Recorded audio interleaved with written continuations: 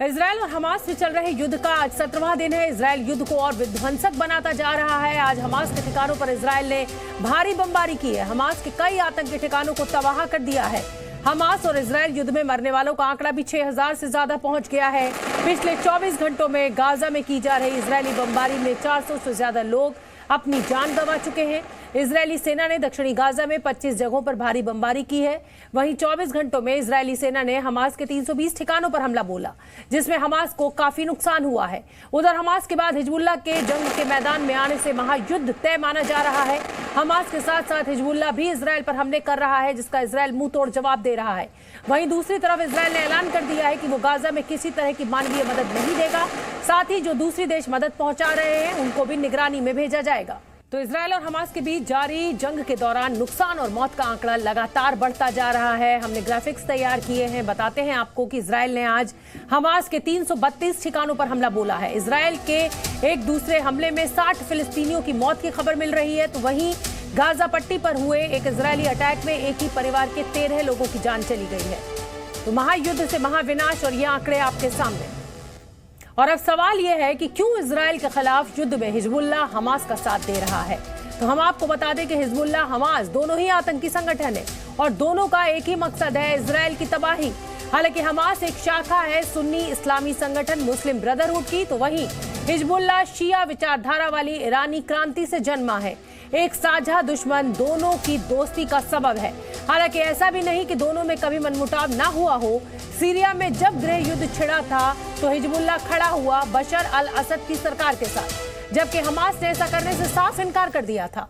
लेकिन दोनों पक्षों के शीर्ष नेताओं के बीच बातचीत से अब ये पूरा मामला सुलझ गया और अब इजरायल के खिलाफ हमास और हिजबुल्लाह मिलकर सामने आए हैं। हालांकि इजरायल की तरफ से मुंहतोड़ जवाब दोनों को ही दिया जा रहा है, लेकिन इस महायुद्ध से महाविनाश जो फैल रहा है वो भी लगातार हम आपको दिखा रहे हैं, आप तक तस्वीरें पहुंचा रहे हैं, आपको आंकड़ा बता रहे हैं।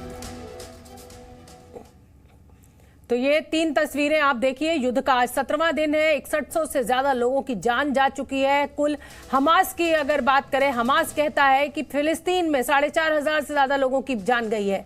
हमास के ऊपर रात भर कल बमबारी की गई है। इजरायल की तरफ से 332 ठिकानों को निशाना बनाया गया है। विशाल पांडे का मैं रुख कर लेती हूँ। विशाल, लगातार ग्राउंड जीरो से हमारे तक रिपोर्ट्स पहुंचा रहे हैं। आज 17वां दिन है विशाल, और किस तरीके के हालात अब आप देख रहे हैं वहां पर?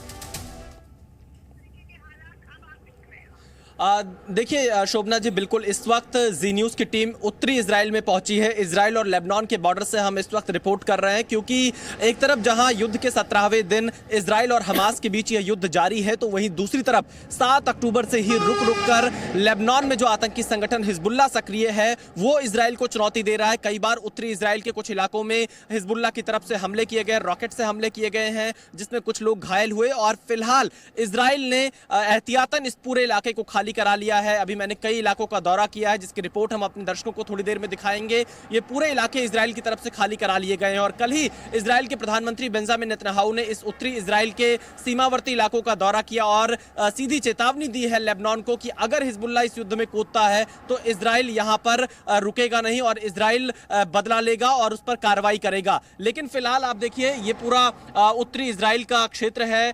इसके नजदीक में ही लेबनान है, बहुत ज्यादा दूर नहीं है जहां पर इस वक्त मैं मौजूद हूं। कुछ ही किलोमीटर की दूरी पर लेबनान की सीमा शुरू हो जाती है। इस पूरे इलाके में सिर्फ कुछ गाड़ियां ही हाईवे पर चलती हुई दिखाई दे रही हैं। पूरा शहर आपको यहां पर खाली दिखाई देगा। लेकिन इजराइल यहां पर अपनी कार्रवाई और तेज करता हुआ नजर आ रहा है, क्योंकि हमास के आतंकी ठिकानों को जहां निशाना बना रहा है, वहीं वेस्ट बैंक में जहां से हमास को मदद मिल रही है वहां पर कुछ इलाकों पर भी एयर स्ट्राइक इजराइल की तरफ से की गई है। और इजराइल ये बार बार कह रहा है कि हमारे बंधकों को रिहा करिए, और यहां पर इसके साथ ही जो हमास के आतंकी ठिकाने हैं उनको भी खत्म कर रहा है। विशाल, आज मैं आपकी एक रिपोर्ट देख रही थी जिसमें आपने तमाम जो लोग बंधक बनाए गए हैं, जो लापता हैं, गायब हैं, उनकी तस्वीरें थी, उनके परिवार दिखाई दे रहा था। क्या उन बंधकों को लेकर कोई अपडेट है आपके पास? क्या अब किस ओर बात बढ़ रही है, या इजरायल तैयार ही नहीं है किसी भी तरीके की बात करने का और सीधे ताबड़तोड़ हमले पे हमले? देखिए, इजराइल इस वक्त हमास के साथ कोई भी बातचीत करने को तैयार नहीं है, लेकिन इजराइल के ऊपर तमाम पश्चिमी देशों का दबाव है जिनके नागरिक इस वक्त हमास के कब्जे में हैं। इजराइल की जनता का दबाव है इजराइल की सरकार पर कि कब इजराइल के नागरिकों की वापसी होगी। हमने देखा कि तेल अवीव में लगातार प्रदर्शन हो रहा है कि हमारे लोगों को वापस लाया जाए। इजराइल की सरकार हमास से बातचीत नहीं कर रही है, लेकिन अमेरिका समेत कुछ देश बैक चैनल के माध्यम से कतर और मिस्र के साथ लगातार संपर्क में है। ऐसी सूत्रों से हमको जानकारी मिल रही है कि वो चाहते हैं कि बंधकों की रिहाई हो और उससे पहले इजराइल की तरफ से कोई भी ग्राउंड ऑपरेशन लॉन्च ना किया जाए, क्योंकि अगर इजराइल की तरफ से ग्राउंड ऑपरेशन लॉन्च किया जाता है तो इसका नुकसान सीधे बंधकों को पहुंच सकता है। और यही वजह है कि फिलहाल 7 अक्टूबर से लगातार इजराइल की तरफ से ग्राउंड ऑपरेशन की तैयारी जरूर बॉर्डर पर की गई है, लेकिन ग्राउंड ऑपरेशन लॉन्च नहीं किया जा रहा है। हो सकता है इजराइल की तरफ से भी इस बात का इंतजार किया जा रहा है कि पहले बंधकों की रिहाई हो जाए, फिर गाजा पट्टी में ग्राउंड ऑपरेशन लॉन्च किया जाए। बिल्कुल, बहुत बहुत धन्यवाद विशाल। एक बार फिर मैं आपसे यही कहूंगी, अपना ध्यान रखिए और सुरक्षित लौट कर आइए। बहुत बहुत धन्यवाद इस पूरी बातचीत के लिए, इस पूरे अपडेट के लिए। तो इजराइल का हिजबुल्लाह पर प्रहार, लेबनान में हिजबुल्लाह के ठिकानों पर लगातार हमला चल रहा है। मिलिट्री कंपाउंड और चौकी को तबाह कर दिया गया है। हिजबुल्लाह की टेरर सेल पर भी हमला बोला गया है। एंटी टैंक मिसाइल्स लॉन्चर को उड़ाया गया है। हमले में हिजबुल्लाह के हथियारों को नष्ट कर दिया गया है। तो इजराइल भी लगातार हिजबुल्लाह पर प्रहार कर रहा है। हिजबुल्लाह जो है वो इस समय हमास के समर्थन में खुलकर सामने आ गया है और इजराइल को निस्तनाबूद करने की बात कर रहा है। दोनों ही आतंकी संगठन है और दोनों ने इस समय हाथ मिला लिया है, लेकिन इजराइल भी मुंह तोड़ जवाब दे रहा है, हिजबुल्लाह का भी और हमास। और गाजा में ग्राउंड ऑपरेशन की तरफ बढ़ रहे इजराइल के सामने सबसे बड़ी चुनौती क्या है? और अगर सबसे बड़ी चुनौती की बात करें तो वो है सुरंगों में छिपे हुए आतंकवादियों को ढेर करना। जिन सुरंगों में आज आतंकवादी छिपे हुए हैं, उन सुरंगों से मिस्र के साथ व्यापार होता था। गाजा में कैसे बना ये सुरंग नेटवर्क, चलिए आपको बता देते हैं।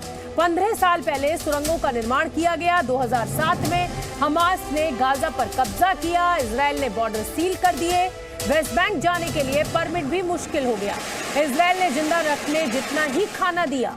कारोबार बंद होने से कंगाली की कगार पर पहुंच गए लोग। सुरंगों के जरिए मिस्र के साथ अब ये व्यापार शुरू किया गया।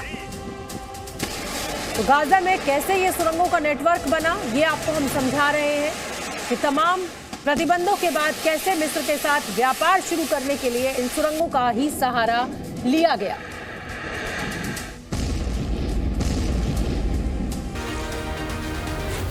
जी